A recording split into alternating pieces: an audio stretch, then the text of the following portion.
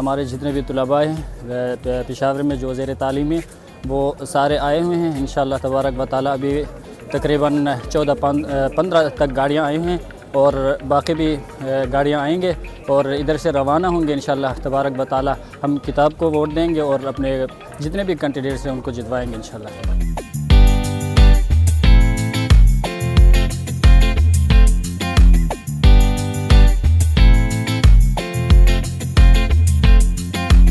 कल भी हमने जमीयत उल-इस्लाम के वोट देने के लिए 140 तलबा को उलमा को भेजा था। इमाम हज़रात भी जा रहे थे और आज जो है 16 गाड़ियों पर जो है मुश्तमिल एक काफ़िला और जा रहा है।